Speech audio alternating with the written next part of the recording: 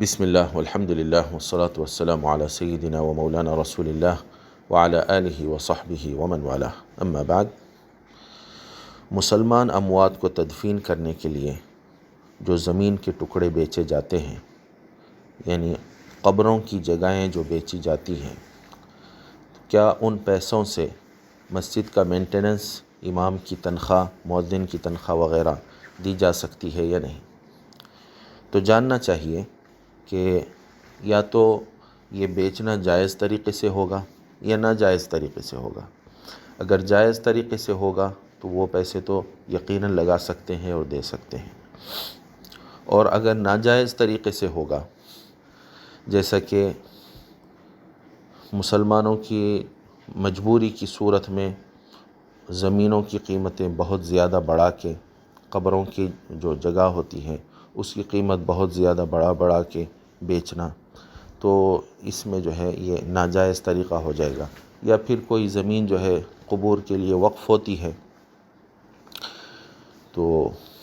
قبرستان کی جیسی زمین ہوتی ہے، بہت ساری جگہوں پر وقف ہوتی ہے، تو اس زمین کو جو ہے اگر بیچا جائے تو یہ بھی جو ہے ناجائز ہوتا ہے۔ تو ایسی صورتوں میں اگر وہ ناجائز طریقے سے لیا جا رہا ہے اور ناجائز طریقے سے اگر بیچا جا رہا ہے تو یقیناً وہ پیسہ بھی ناجائز ہوگا، اور جو پیسہ ناجائز ہوگا اس میں ضروری ہے کہ اس کے جو مالک ہے، یعنی وہ پیسے جن سے جو ہے ناحق طریقے سے لیا گیا ہے، یا تو ان کو واپس کرنا ہوگا اگر وہ ملیں، اور اگر وہ نہ ملیں اور ان کو پہنچانا جو ہے ناممکن ہو جائے، ان کے وارثوں کو پہنچانا بھی ناممکن ہو جائے، تو پھر ایسی صورت میں ان پیسوں کو ان اعمال خیر میں لگایا جا سکتا ہے، یعنی مساجد کی آہک پاشی اور مساجد کی جو ہے مینٹیننس وغیرہ جو ہوتی ہیں، تعمیرات وغیرہ، اس میں جو ہے یہ پیسہ لگایا جا سکتا ہے۔ لیکن ائمہ اور مؤذنین کی تنخواہیں اس سے جو ہے نہیں دی جا سکتی ہیں۔ یہ چاہیے کہ